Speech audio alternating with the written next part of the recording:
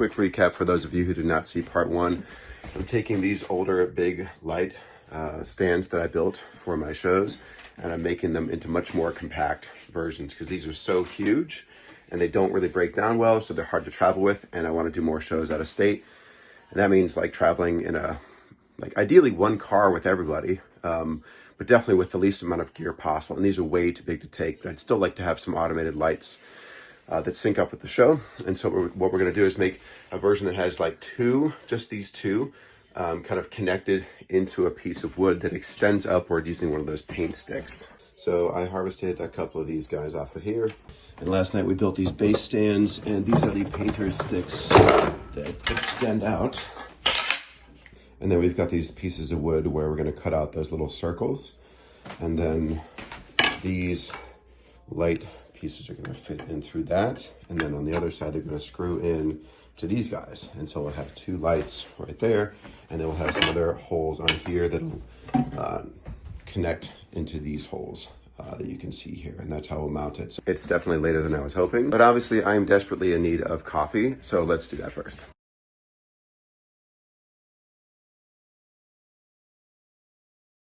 Let's go ahead and kind of plan out the day. So as I talked about in the first video, a lot of the time what happens when you start making something is you realize that your first version of the design doesn't actually do what you need it to do. And so I've had to make some changes, mainly because this piece right here that's got these holes that I wanted this to mount into, if I want those little lights to kind of go through, I want this to kind of go through these pieces, essentially like this, right?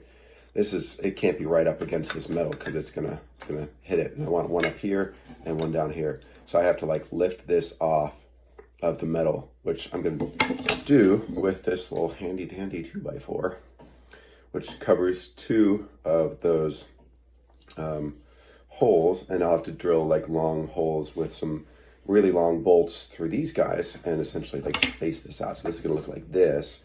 And then there'll be a light up at the top and then at the bottom. That's my next step, is to just try to assemble this. So I'm gonna cut these holes out, and I'm gonna cut the holes, drill the holes out in these guys. And hopefully I will have some really long bolts with wing nuts that I can use. If not, that's something I'll have to go to Home Depot for. I'm also thinking, as I'm looking at this, that since like if I do this, you can see that the area where the screws are, which is where that metal will come to, it's not going to be flush with the wood. And so what's going to happen is that there's going to be some wiggle there. So I either need to find like a sort of spacer that I can put in between to cover that distance so everything feels secure, or I could potentially look at like putting some glue inside of the holes that I cut such that these stay better. So that'll be something I'll probably iterate on as well. What I'm really hoping to do this time, though, is avoid going back to Lowe's multiple times, because usually that's what happens. It's like, oh, I think I know what I need. You go to Lowe's, you get the stuff, and then you come back. Like, I've already been to Lowe's one time. I already have to go back, and I'd really like to figure out everything that I need this time up front so that I don't have to go back yet again. But most likely it'll be another at least trip or so. But this is a pretty simple design, so I feel pretty optimistic that I've got all the parts minus those like longer screws, because it's got to go all the way through this 2x4 the long way. Let's go and cut this up. So we got our first hole here. It's not quite as great as I was hoping. That thing cuts really well, so it was cutting a little faster than I was hoping. And let's test it. Let's see if it fits. Not yet. All right, so we've got it through here now, and this is nice and tight, which is great. I was trying to be really careful not to make this hole bigger than it absolutely had to be, because over time things are going to loosen up. I might put some hot glue kind of in this little extra space around anyway, just to kind of make sure it's really, really solid. But this is feeling really good, really solid. So I'll cut the rest of the holes out, and we can put the rest of the lights in. So in great news, if I set up this drill bit all the way at the end, like it's barely in there, it is just long enough to go through this whole 2x4. So these are working now, and you can see these holes line up, nicely with that. There they are. I'll show you later. So now we've just got one more to do, and then I can show you what it's looking like when it comes together a little bit. All right, so here's an example of what this is gonna look like. So this piece goes in through here, this piece screws on here, like that. Now you can see there's a little bit of wiggle here because not all these are perfectly tight, and there's that kind of extra spacing like I was saying. So this is where I might be able to find something to kind of fill that space, or I might hot glue it. I think finding something to fill that space would be ideal. I have to figure out exactly what that's going to be, but you can see having two of these on here is going to be pretty cool. And then this piece will go right on here in the back, and then this will, and you can see we've got not lots of space, so that bar will come up here, and then this will disconnect for easy travel. So I think we're done with most of the cutting. Now I'm going to head over to the shed and see if I can find some longer bolts that would work for this.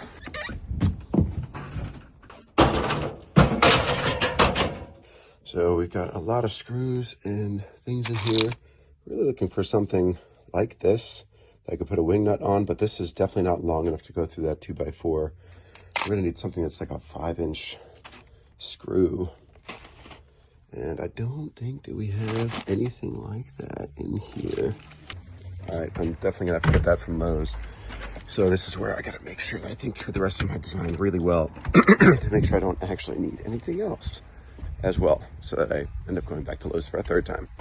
I've thought through all of the pieces that I need for this, and at least I think I have. We'll see. But I did notice a couple things that I did not notice, so it's good that I checked this. The first is that I'm going to need some replacement screws for the base plates, because the ones I have are just a little bit too long, such that they go through like a little too far, such that they point out a little bit from the bottom of the base plates. So it's like little screw, points on the bottom that would go into like wood or whatever, and that's not good. Obviously don't want to damage the floor of whatever spot we're playing in. I realized that, for these, this is also a good opportunity to get these spacers, right? So this doesn't wiggle. I want something to fill that little gap where you can see the black, like right in here. It's like a big washer would be perfect, but there might be something else that can kind of fit, maybe a little piece of plastic, something like that would be perfect. And then the other thing that I thankfully remembered is to bring this guy, because we need some pieces of PVC to kind of go over this and to go over that paint stick to kind of bond them together, right? So this is going to stick in that base plate, and then the PVC will go above this, and up here, this is the same diameter as the paint stick. The light fixture will just slot right into that, and it'll hold it really nicely, which will be perfect. But I got to make sure that I bring this piece, because if I don't bring this piece, I won't know the right sizing for the PVC pipe to get. And one of the biggest things I've learned, especially if you're not trying to measure things exactly, like I'm not always trying to measure things exactly, which I'm not saying that's good, but that is kind of like how I do things. You really need to take the things that you have to Home Depot. And honestly, regardless of whether or not you measure things perfectly, it's always a good idea to take the things to Home Depot or Lowe's, wherever you're going, because you can actually test out the things in store. Like I can slide this inside of the PVC pipe to make sure it's the right fit. Or if I find a piece, that could be the right spacer for this, I can, try it on. Let's head to Lowe's.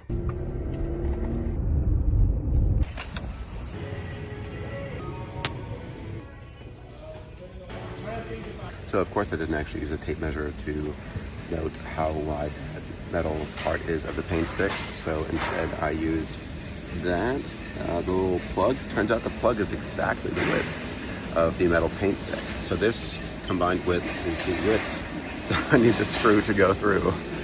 5/16/6, or maybe a 4.5-inch carriage bolt could be perfect. Just not long enough. Let's try a 5-inch. And the 5-inch is also too small, so maybe 5.5 if they have it. Oh, there we go. Let's see. Somebody put the wrong one back. That's the exact same piece.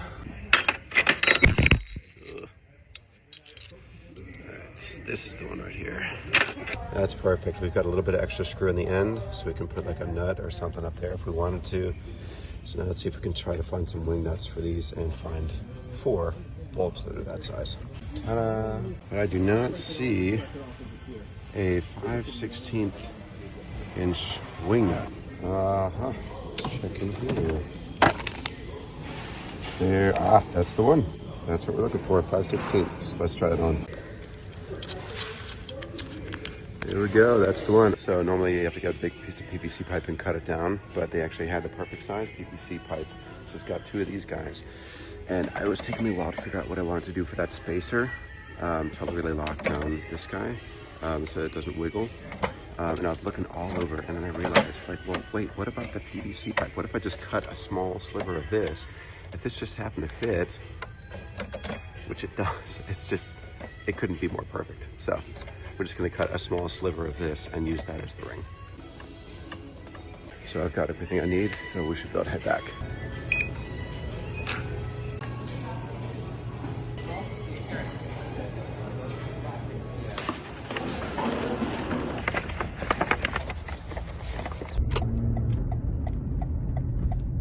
All right, so we made it back. Here's a PVC pipe. You can see this fits over just perfectly, which is awesome. Let's do the test real quick, make sure the other part fits in. And look at that. Oh, that is just amazing. All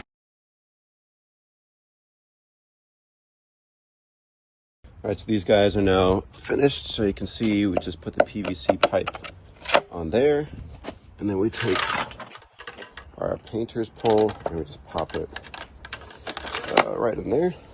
There we go. There's the stand. And so this is pretty sturdy here. This thing goes up about there, and the light fixture is going to go on the top. So now we're going to assemble the actual lights.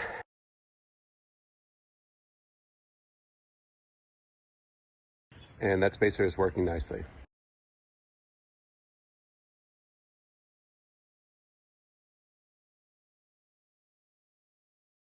All right, so here they are. They're all latched on. We got these holes for the lights to go through. Let's go ahead and attach. And these are looking really good. I'm really happy with this. There's even like a little bit of an arch to it that I kind of like, because these are like old like pieces that would support a mattress and a bed. And that little bit of arch is actually kind of stylistic. So I'm curious to see how that looks. But let's go ahead and put on these lights and see how it looks. And I forgot to cut those little PVC rings for the spacers, so let's do that real quick. So here's our little ring piece. Let's go ahead and try this on.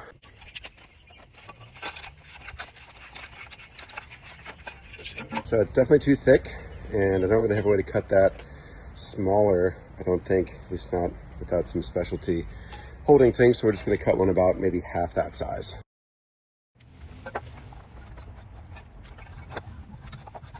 So this is working pretty good. I think I wanted it a little bit thicker, just so it squeezed a little bit more, because this is all the way tight, but you don't really see it move. So I think this is good. I'll try to make the other ones about the same size, maybe a little bit bigger.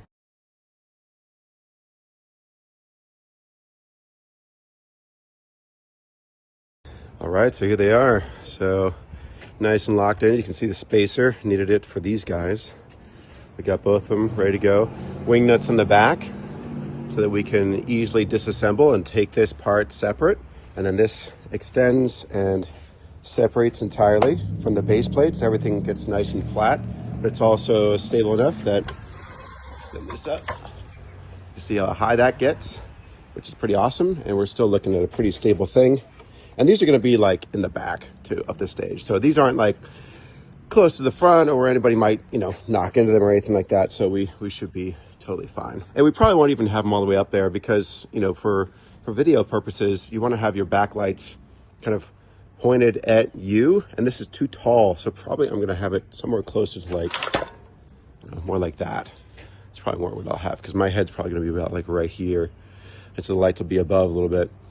But yeah, I'm very happy with these. Let's go ahead and get the bulbs in and turn them on. Here they are. Let's go ahead and put the light bulbs in.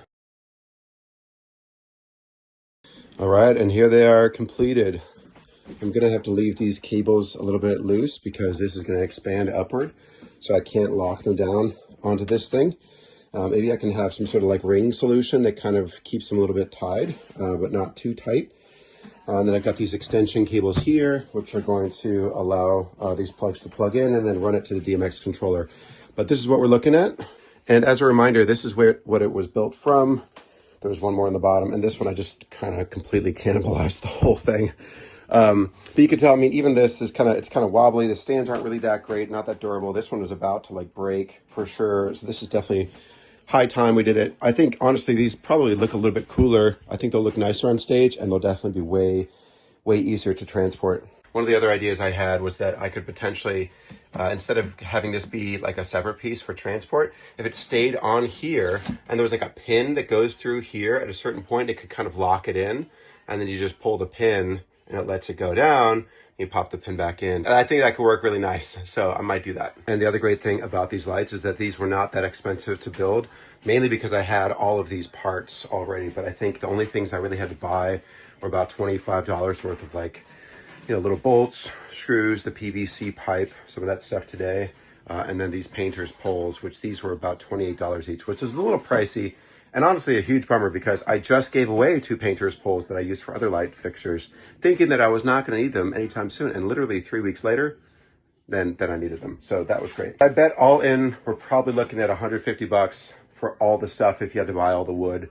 Some of the iron fittings down at the bottom are a little bit more expensive, but those things last forever. So yeah, these clamp lights are about 10, 15 bucks each, something like that, depending on which ones you get. And I think the bulbs are somewhere around 7 to 10 bucks for a 2-pack. So not too bad. But this is the end of part 2, guys. Part 3 will be all about actually lighting these up and programming these and walking you through the Ableton session for how to actually set that up and do it. So stay tuned. And thanks for watching.